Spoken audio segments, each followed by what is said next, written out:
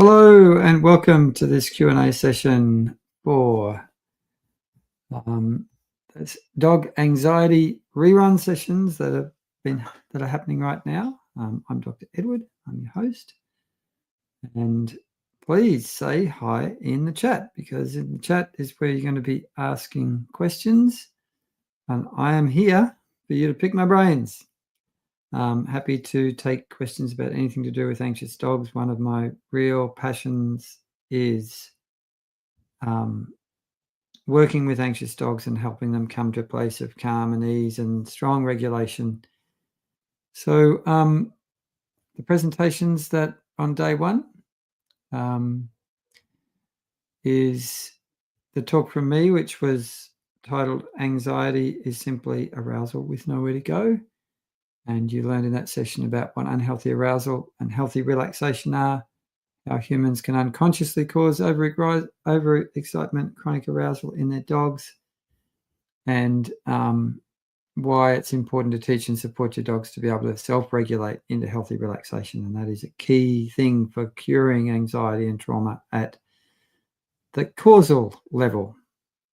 And Dr. Ava talked getting to the why of anxiety and a novel treatment approach, and how one animal might react differently to another animal. The same kind of breed of dog even might have very different kind of reactions. She talked about how identifying cellular stress and how that can relate to anxiety, and how microcurrent via simple ear clips can be to reduce anxiety and the effects of stress. Then Dr. Christina Chambreau talked about preventing and resolving anxiety energetically, and how lowering your own emotional stress helps your dogs and cats be less anxious. How blocking noises, geopathic effects, and other environmental stresses can help your companions. And she talked about using other gentle complementary type approaches such as Reiki, flower essences, whole energy body balance, acupressure, tongues and touch, and a whole lot more can help your animals. Not only help your animals, but also help the planet and humanity and everything else as well.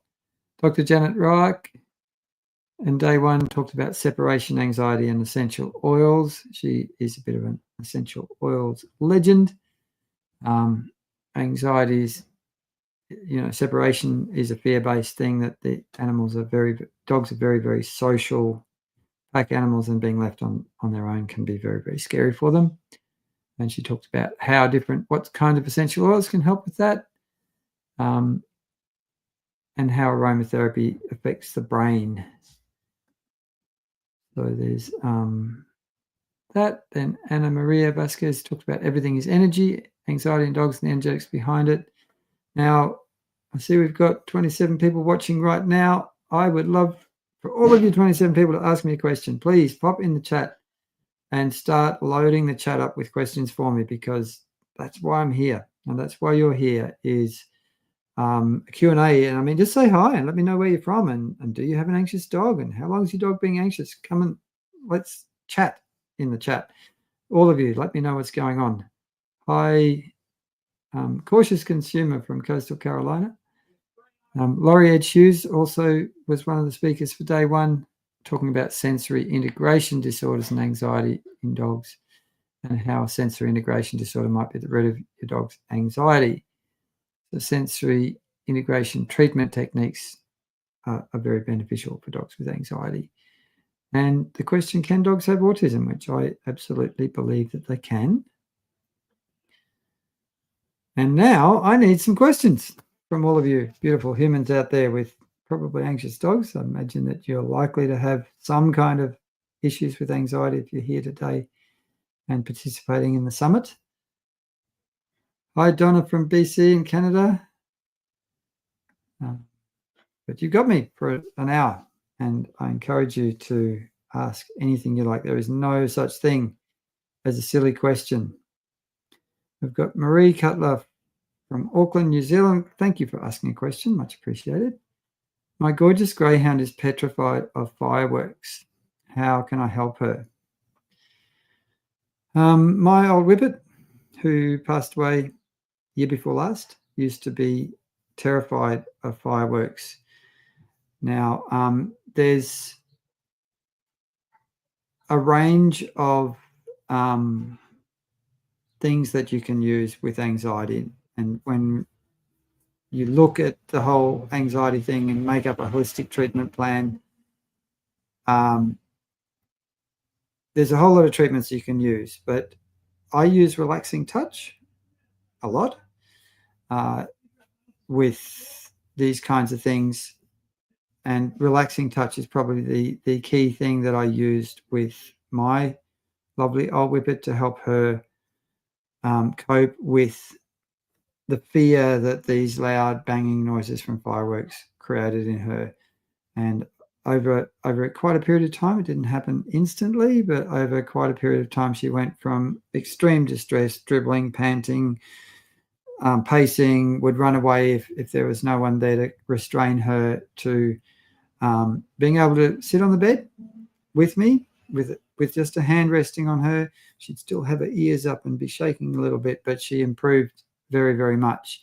So that's kind of like the core thing that I like to use with treating anxious animals, and with the whole energy body balance method, which is the modality I've created, we have a number of relaxing touch skills that can be very, very helpful for that. Another thing that you can get is sound cancelling headphones just for dogs. If you Google that, you'll find them online, and they can be very helpful too for older animals that have, because it basically makes it so they can't hear the sound. And if you take away the trigger, then it's not such a problem. So hopefully that answers your question, Marie. If you have any follow-up questions from what I've said, Marie, please pop them in the chat. And then we're going to go to Barb. Did I use essential oils for pearl separation anxiety? I didn't use essential oils a whole lot, but I did diffuse essential oils in my home fairly regularly. And I know that lavender is probably my favorite essential oil when it comes to anxious animals. And I really love rose oil as well, though rose oil is incredibly expensive.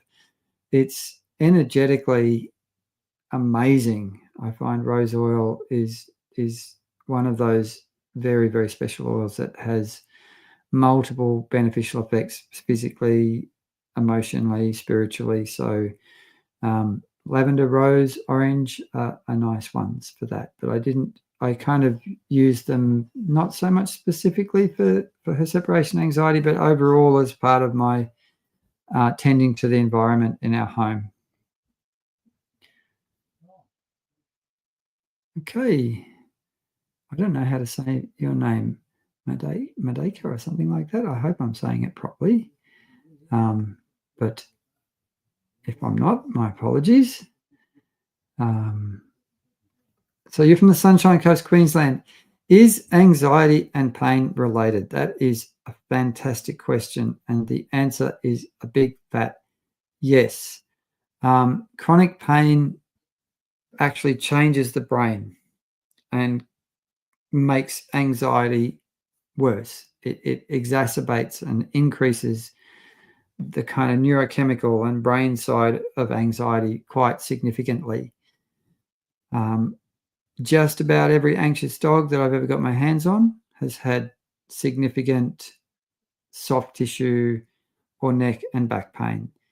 And nearly always when I work hands-on with body work to relieve that pain and tension, and I mean, if you're close to me, you can come to me and I can help animals with that.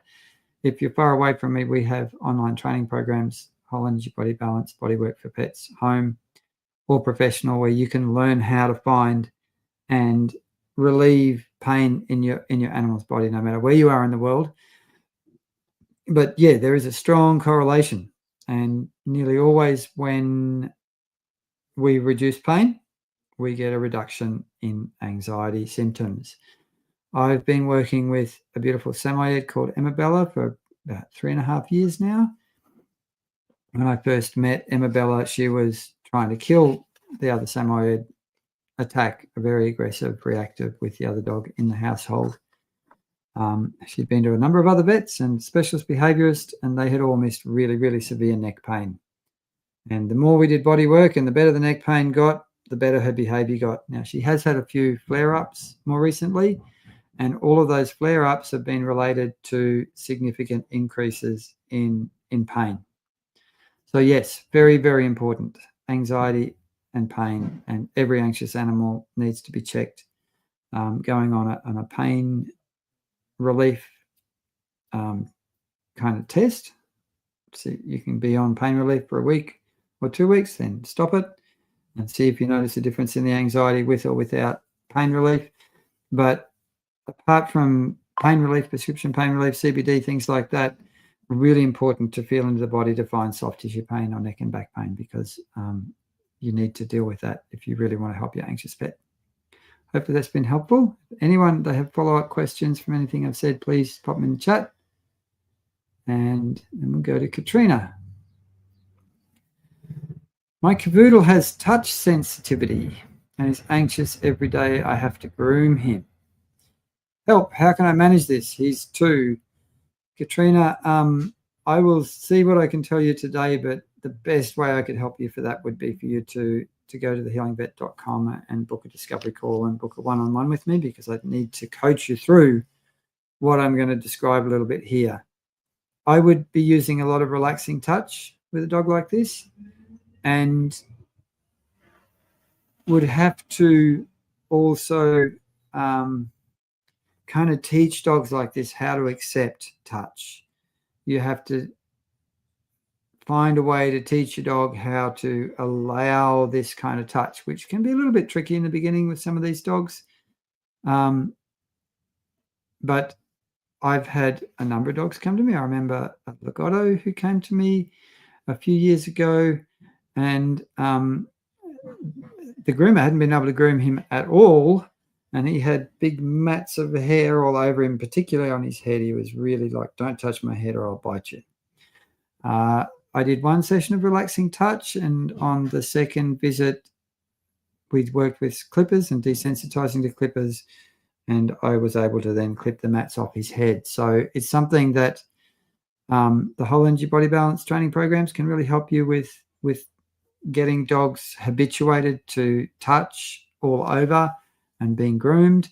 I find that a lot of these little dogs that people have trouble grooming with, there's often some boundary issues in that the human just doesn't know and understand how to express healthy, clear boundaries with the dogs around the human's own personal space and around,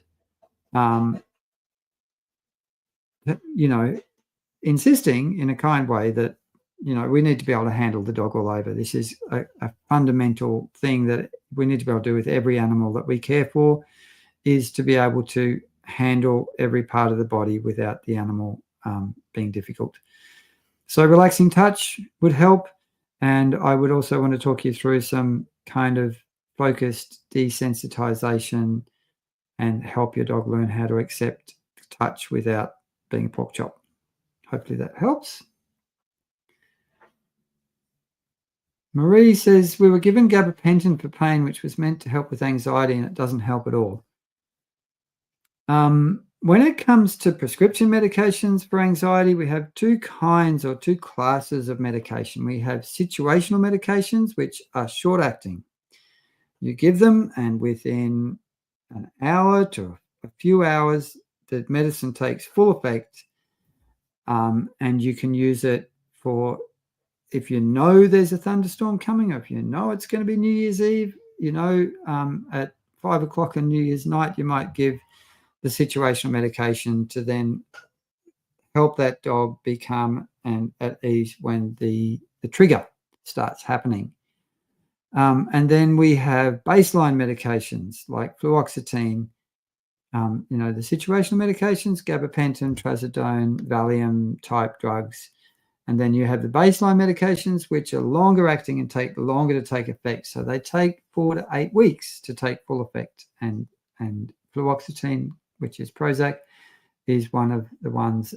There's a few other ones too that you use. Now, every dog has a unique biochemistry and neurochemistry.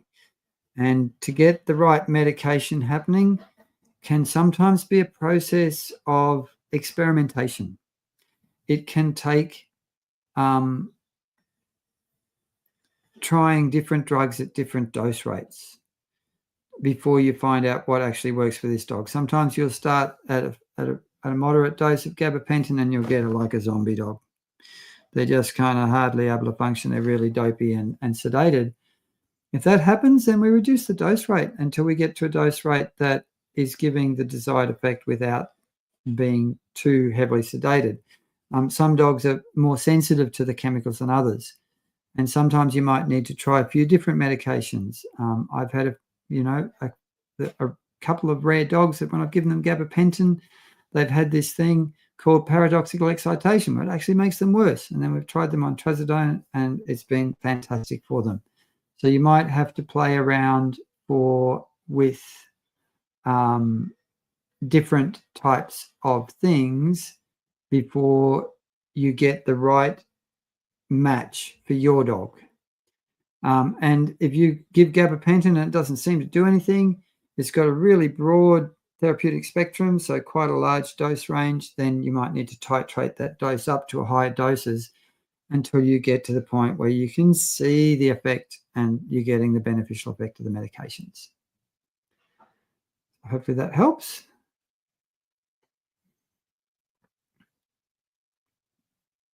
So we've got Chara Dog 27. How would you address fear in a car? Where would you start and what protocol would you use? My two girls will shake, drool, and pant even on a short trip in the car. Okay. One thing is that it might be nausea. That is one of the triggers. My new little whippet, Jem, who's a little bit over a year old now, I say, you want to come for a drive? And she looks at me and she runs in the other direction. She hates getting in the car because her dribbling, and she's very dribbly in the car. So she gets nausea, she gets car sick, and that's why she doesn't like going in the car. Shaking and panting, she doesn't do so much, and that is a definite clear signs of anxiety. I would use a lot of relaxing touch. I would probably try using some kind of ginger capsules or supplement, which are for nausea, to see if that made any difference at all. Sometimes if you get rid of the nausea, it makes them able to relax a lot more easily. If that's what it is, it may or may not be nausea. It might be just purely that they are afraid of being in the car. You might spend a whole lot of time sitting in the car doing relaxing touch, playing with toys, yummy treats without turning the car on or going anywhere. Maybe every day you spend 15 minutes or half an hour in the car with both dogs until they start going, oh, maybe this car's not such a bad place after all. Maybe it's okay. Actually, good things happen in this car. And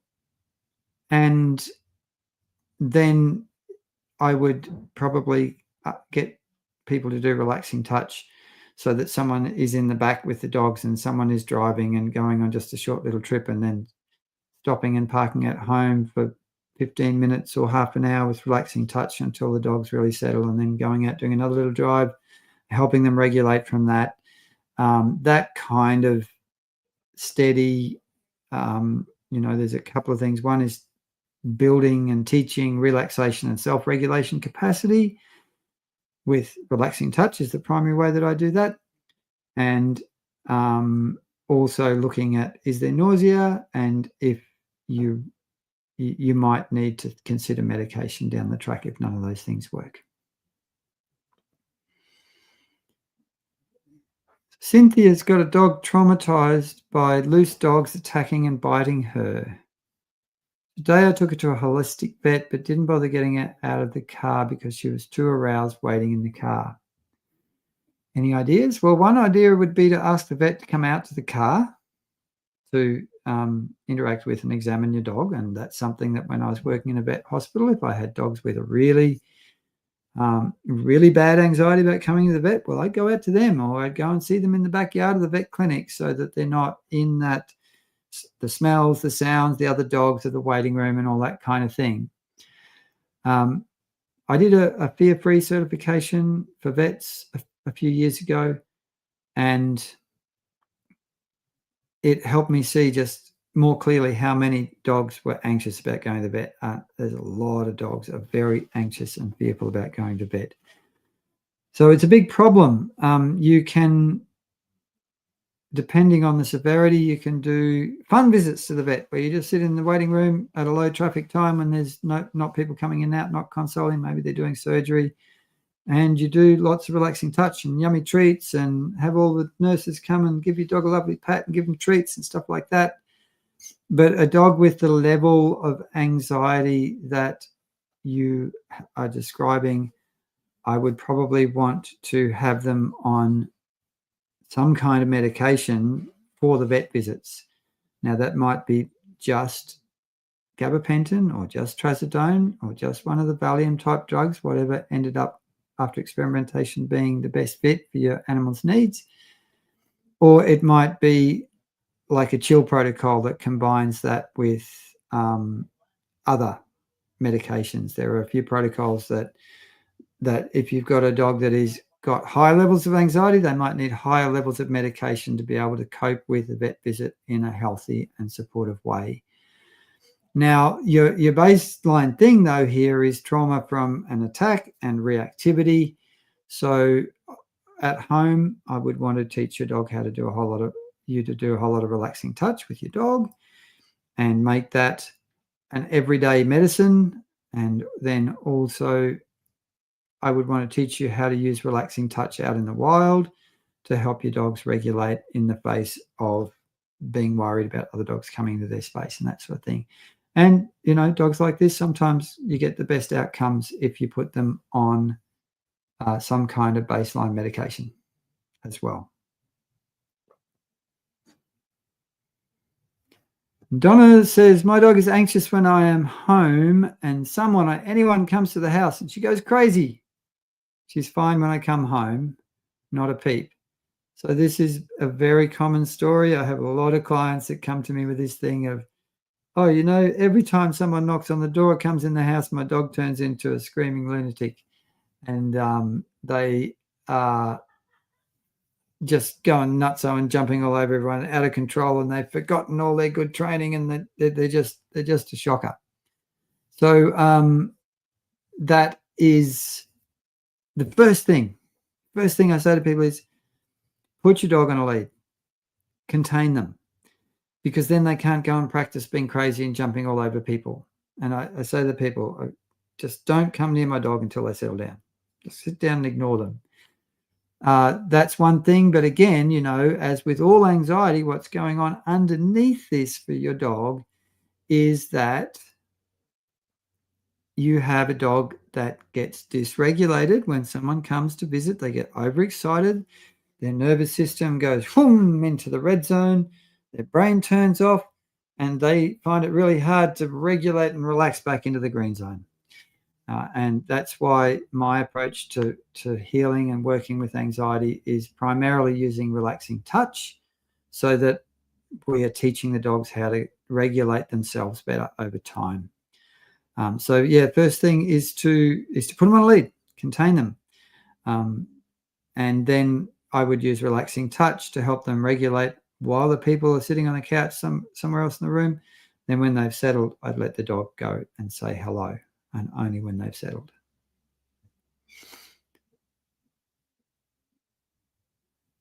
Now that Donna's gone a little further with this, I've tried to do some sniffing exercises with her when I see or know someone is coming to the door, but sometimes don't have the opportunity to distract. Yeah, any kind of scent-based stuff is relaxing and a very good idea. But yeah, try putting her on the lead. If you put her on the lead, you will find pretty much that when a dog is on a lead, they can't be so crazy because they can't go and jump on everyone. They are contained. And a lot of people go, wow, that's a great idea. I never thought of that. But it's just it's the simplest thing and one of the best things that you can do with dogs that are crazy about people coming to visit. Put them on a lead whenever anyone knocks on the door. And if someone knocks on the door, you don't know they're coming, have a lead hanging beside the door. so that you can go and put the lead on the dog and keep them contained and open the door, and you can hold them back and stop them jumping all over the human.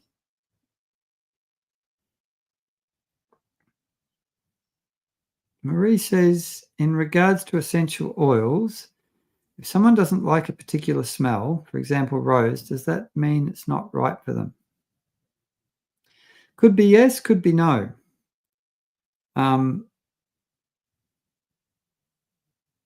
mean, could be yes, but sometimes it could be that is actually bringing up something uncomfortable to release and clear, and they you don't necessarily like it because of that, but it's actually good for you. Now, rose oil is one of those oils that is probably going to be good for everyone and everything. It's an incredibly high vibration healing oil. Francis, where am I located? I am located in regional Victoria in Australia. I live in Taradale, which is a beautiful little town halfway between two kind of bigger towns called Castlemaine and Kyneton. I offer home visits around the district. I have a number of people drive in from outside my home visit zone to come and see me in person. And I offer Zoom consultations all over the world to all sorts of people with all sorts of problems. And what I will do too is I will pop in the chat some information for you guys that if you do want to work from there. I've also got something else exciting that happened last year, is that I wrote a book, and we launched a book called Find and Heal Your Pet's Silent Pain. So I will just see if I can get into the chat.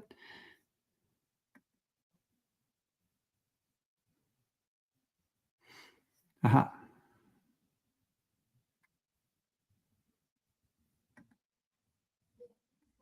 I think I'll be able to do that in a second.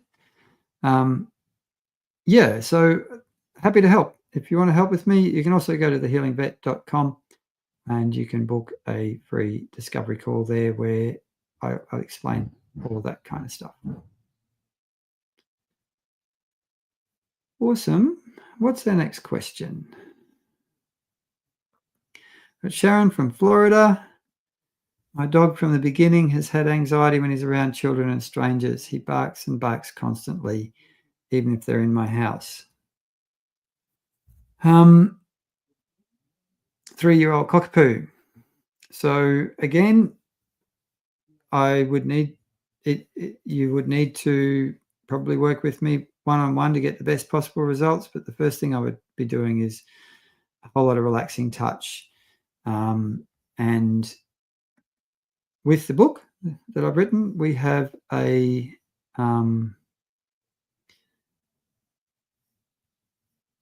free, every 2 weeks, we have a free practice teaching session where I do teach one of the simple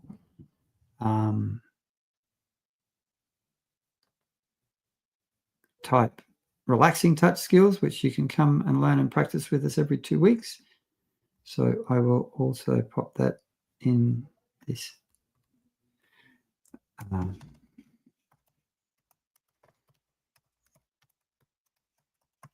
in the chat in a second. But yeah, you need to think about triggers, minimizing and avoiding triggers as much as you can. You need to think about teaching your dog how to be able to really relax and regulate themselves. That is the most important thing of all when it comes to me working with animals, is I'm really focusing on helping you learn how to teach your dog to relax, regulate, be calm and easy. And a lot of what I said for the last dog would apply to that one too. Who's next here? With hair testing, are there places in Australia that we can use? Hair testing is something that I do not use in my practice, so I cannot really give you good information on that. But I know that there are hair testing available, whether you send it to Australia or overseas. There's a number of different companies that do hair testing. And Cynthia says, behavioural medications cause my dog ER visits from adverse effects. have had 2 behavioral vets and tried multiple meds and dosages. And when she had her car at the vet, the dog was aroused in the car from other cars, people, dogs. So that's tough. If you've got a dog that can't cope with any of the behavioral medications, I would be, number one, I'd be recommending you go to a veterinary behavioral specialist, because they may be able to try other medications that you haven't tried yet. It might be that you have a dog that can't cope with any of those medications whatsoever. That makes life hard. Cynthia, it sounds like you've got a complex case, and I would encourage you to give me a yell and do a one-on-one session. Akina says, my 4-year-old Chihuahua female has been eating fabric, especially black fabric. Okay, blankets, towels, dog beds. Any advice? Thanks.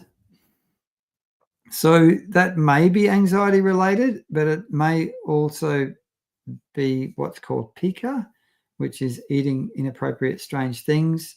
If you haven't been to a veterinarian and had blood tests to see if there's any underlying metabolic disease and stuff like that, then I would strongly encourage you to do that.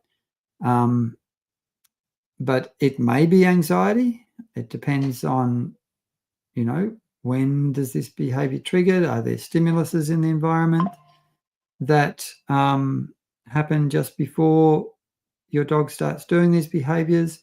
Are they showing other signs of anxiety, panting, distressed kind of symptoms, all the different symptoms of anxiety while they're eating fabric?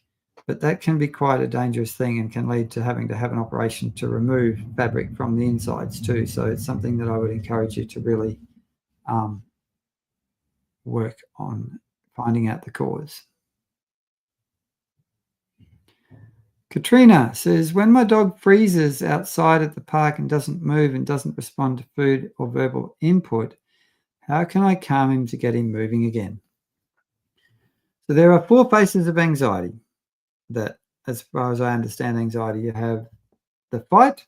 They're the reactive lunging at, trying to attack the scary thing to make it go away. You have the flight or flee. They're the ones who are trying to run away from the scary thing.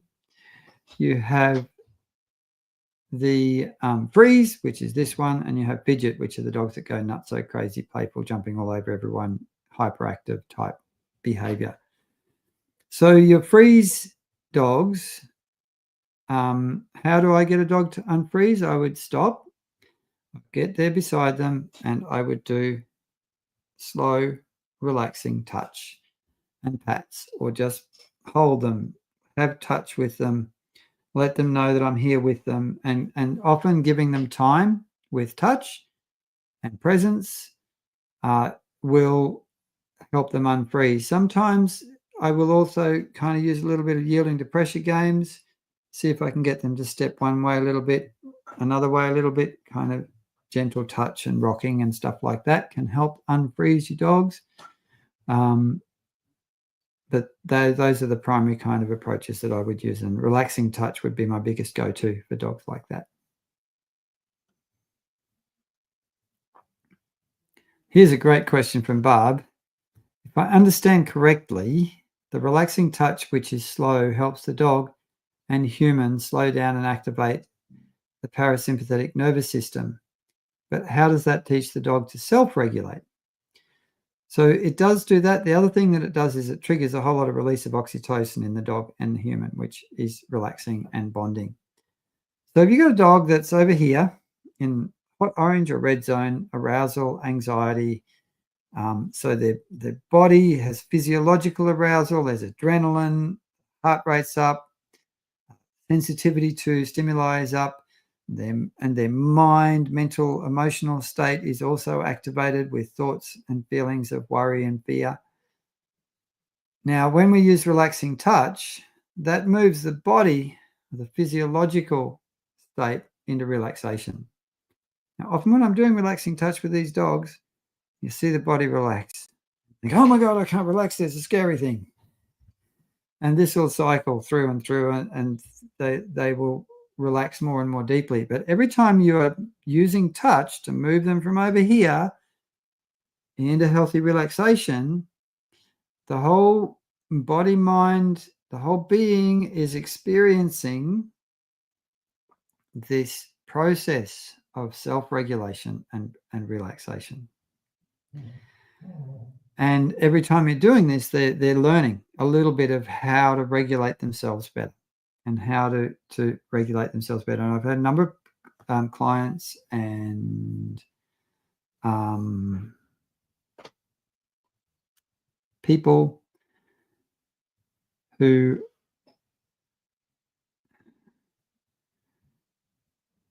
have done this work, and their dogs come to them seeking the touch. And it looks like I can't actually post what I wanted to post. So if you want to get the book, or if you want to have a discovery call, or if you want to work with me, you can go to the HealingVetcom and you can just book a call with me, and I'll help you with whatever you want to do, whether it's the book or the training programs or working one-on-one with me. There's plenty here. Maybe Gindi can get it mailed out to you guys. I've just put it in the chat for Gindi, who's in the background, sorting everything out, doing everything. Now, we are running out of questions here, so we need some more questions from all you beautiful humans. Oh, no, there we go. I'm not sure, Gindi, if I'm pretty sure YouTube doesn't allow us to post links. So we'll see on the YouTube thing. If you're on YouTube, you might not see those links, or you might see those links. I'm reasonably certain that YouTube is not very happy about us posting links on their comments. But if you're on YouTube and you want help, please just drop into the HealingVetcom and you can find me on there. Okay, what other questions do we have here from all you beautiful humans? We've got about another 20 minutes where we can hang out together. You can see links. Awesome. I don't know how long they'll stay there, so click on them if you're interested in them and get them open while they're still there.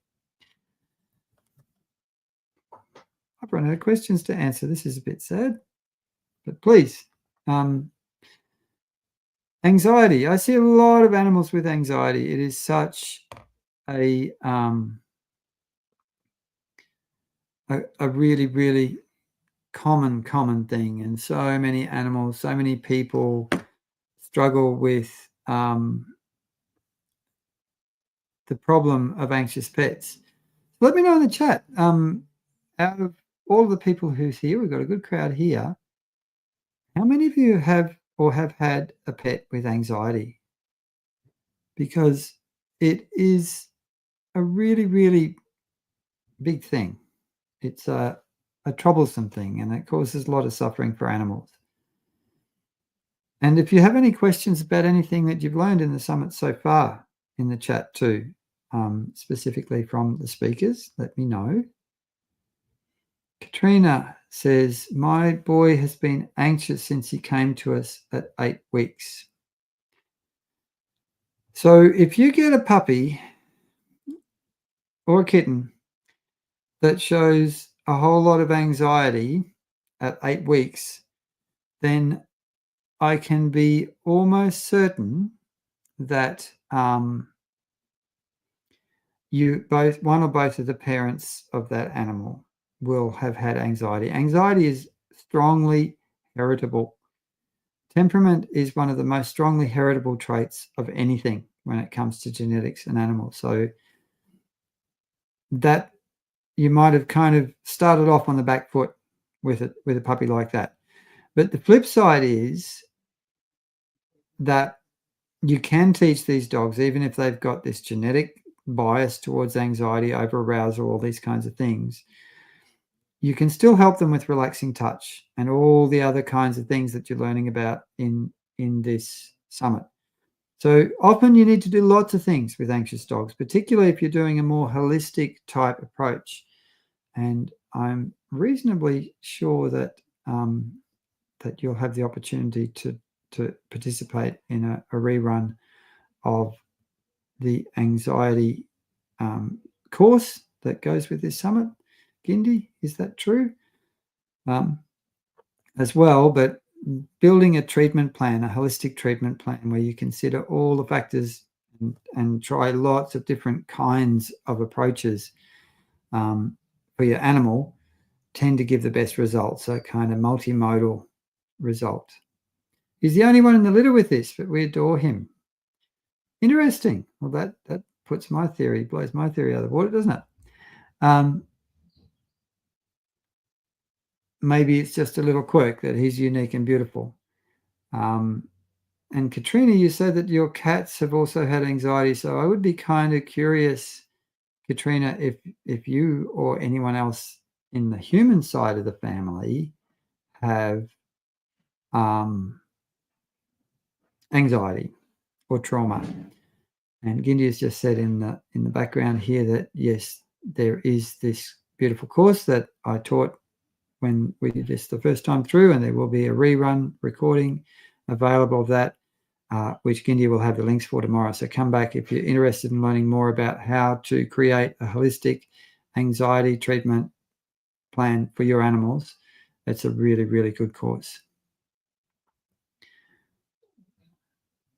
So yeah, again, Katrina, relaxing touch and diet and fecal transplants and CBD and flower essences and energy healing and training and boundaries and all the things.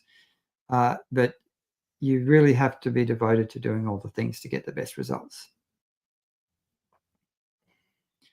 Cynthia says, I tried using the calming music today when my dog was resting. She got relaxed and went to sleep very quickly. I want to learn more about relaxing touch because she seems to respond to this also. Well, come along to our free sessions. We'll also go into a little bit more depth of relaxing touch with the course, the Holistic Anxiety Treatment Plan course, which Gindi will have links for tomorrow. The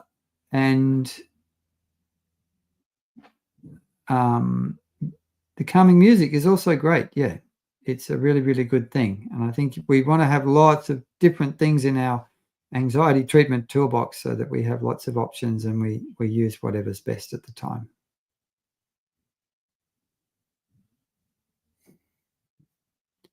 We have a cautious consumer. My senior female Yorkie needed surgery for removal of mammary tumors and dental extractions. Ever since the surgery and the related required vaccines, anesthesia, post-op meds, she has had anxiety. So, yeah, that's kind of like medical trauma. And I see a lot of dogs and cats that have had some kind of major medical intervention surgery.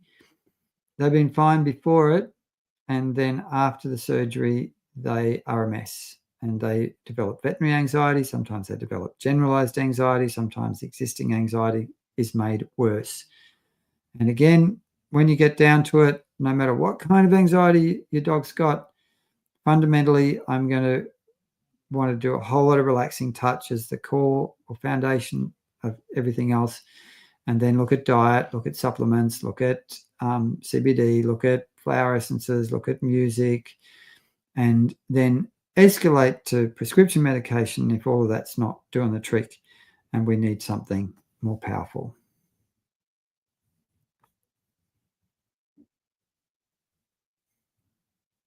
Barb says, I'm interested in proactively supporting my future dog. Relaxing touch, separation anxieties, my own self-regulation, good nutrition, exercise. What else? Energy healing is something that I use a lot with anxious animals too. I find that incredibly helpful. Good socialization. The better your socialization is, the less likely it is that you'll develop anxiety down the track. Plenty of time, play, good, healthy, calm play. Now, it's good to have a little bit of high arousal, high impact play, but it's also good to have quite a lot of calmer play. Now, we have a new kitten in the household for the last 2 or 3 weeks, and he gets a little bit wound up and crazy when he's playing, right? And I've been using relaxing touch, and at night, when we're about to go to bed, he's just winding up. He's like, well, this is cat time. I'm a creature of the night. I've been popping him in under the covers under, with my knees up and under the covers. And that has been incredibly helpful for him. In about 5 or 10 minutes, he goes from wild-eyed and tail lashing and nutso to, it's bedtime, let's go to sleep. So, yeah, lots of things. Fecal transplants can be really good if you do have active anxiety.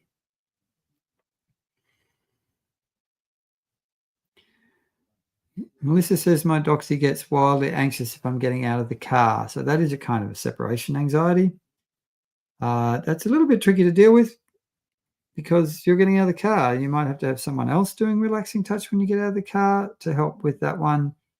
It might be a little bit more complicated to work out exactly how to help that one best.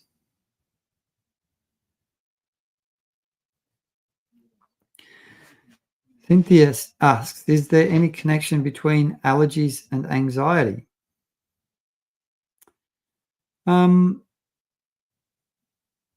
Yeah, I think so. Now, there's probably a few different threads here.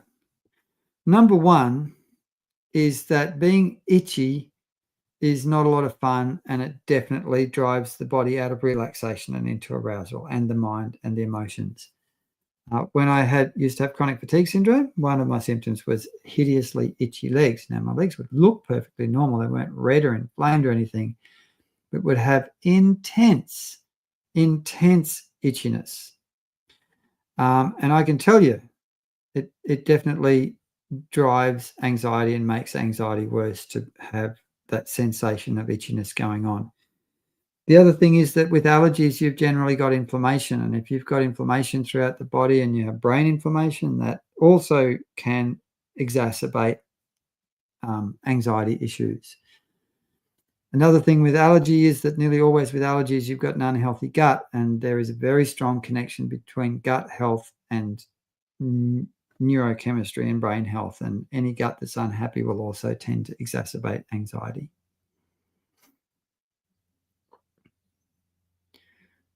Sharon says, one other thing is my Cockapoo also seems always on high alert.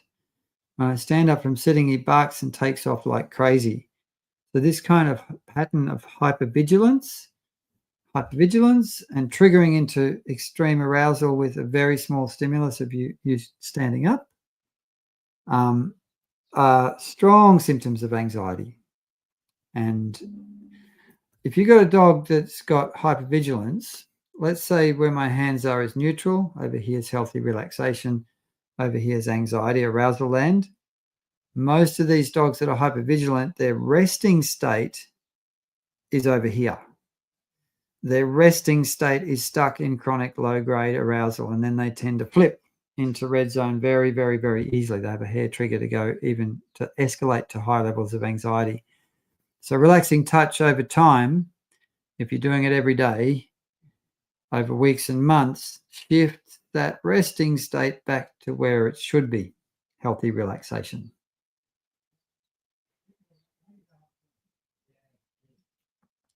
Melissa says, do all dogs sing to opera or just mine? I think your dog might not be the only dog on the planet that sings to opera, but I have not really met any other dogs. Well, I don't listen to opera, so I don't know if my dogs will sing to opera or not. He has a sensitive skin and stomach. Sometimes he doesn't like to be touched.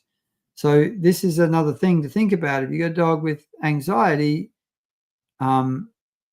you need to want to address the whole body and get the whole body as well and healthy as you can. If they got sensitive skin, we want to be remedying the skin with holistic veterinary treatments.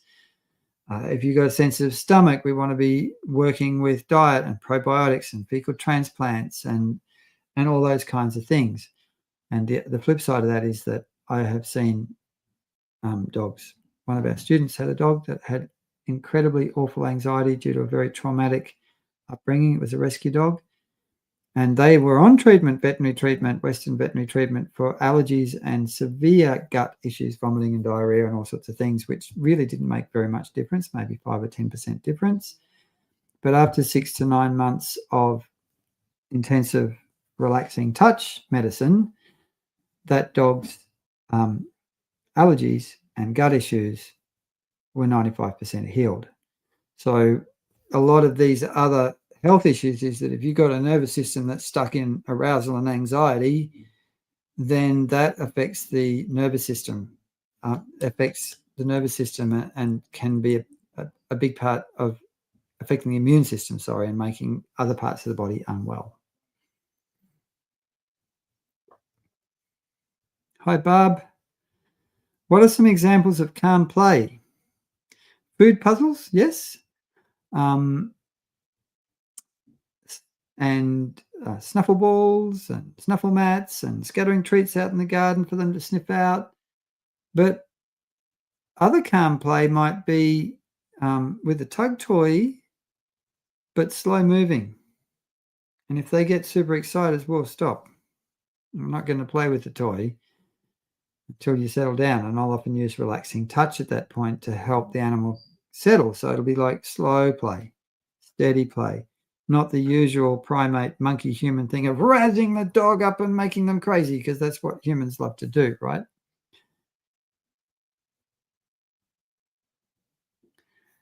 Destin I have a dog with anxiety. She was attacked 3 times by different dogs and now has generalized fear of new dogs. She's on fluoxetine 10 milligrams daily. Again, with a dog like this, I would be really, really working on relaxing touch and building self-regulation capacity at home. And then out in the wild, I would be carefully integrating relaxing touch, but also taking care that to keep at a distance from other dogs, if at all possible, where you're not triggering into really high levels of anxiety. When I'm working with relaxing touch in the face of triggers, ideally you want them just a little bit triggered so that they still have enough capacity to be able to respond to relaxing touch and come into relaxation more easily. We've got Chick Kelly from Ontario, Canada. My dog does not like to be touched or groomed. Often there's a whole lot of boundary issues behind these kind of situations, in that the dog has decided that they're in charge of the world and I don't want to be touched, human, so you're not going to touch me. So it's really important to teach dogs like this to accept being touched. It's really important to do this in a way that's safe for you and the dog too, because some of these dogs can be mouthy, nippy, or even bite if you are insisting on touch. So I'd be using relaxing touch as a core thing. And you've probably heard me say that 100 times a day, because that is relaxing touch, therapeutic touch. Another reason that dogs don't like being touched or groomed sometimes is that they have undiagnosed soft tissue or neck and back pain. And that is a real thing too. And the other thing I'll do with dogs that don't like being touched is that I'll start where they do like being touched, and then I'll move out from there little by little, day by day, week by week, month by month. We're coming close to the end. We've only got about 5 minutes left. Calming touch, relaxing touch is a beautiful thing. It's something that I've managed to kind of stumble onto, discover over many, many years of working with touch, therapeutic touch with animals, and it can be incredibly healing for dogs with anxiety. Melissa's got a comment there. My dog barks at other dogs as if he doesn't know what they are.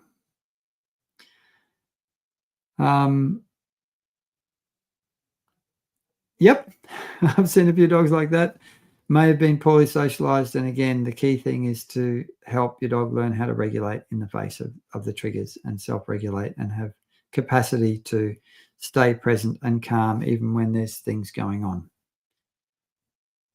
Barb says, at what age can you start checking for silent pain? At any age. Now, it's a lot rarer for animals to have high levels of silent pain when they're young, when they're puppies or kittens.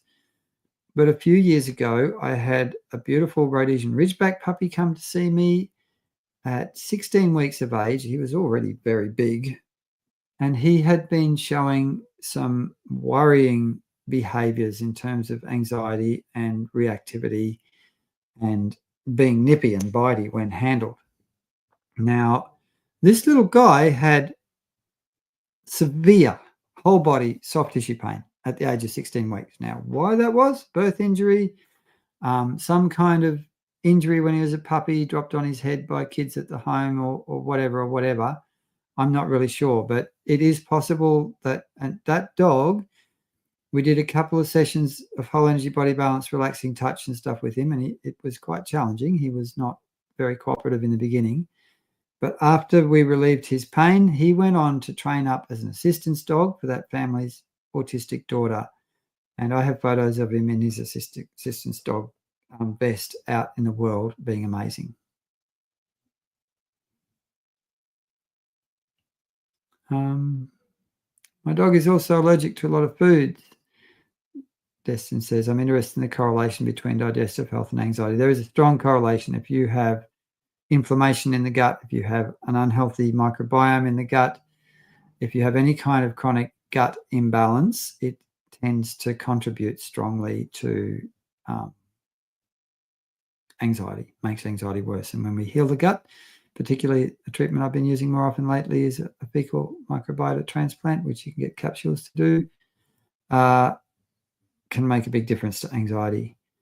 And Gindi has just put in a comment, hey folks, do you want unlimited access to this summit? If you want to be able to have lifelong access to all these videos and be able to go back to them and review them and work through them and all that sort of thing, those links are in there for you to hop on, and very, very affordable price and incredibly good value if you decide to do that. Awesome.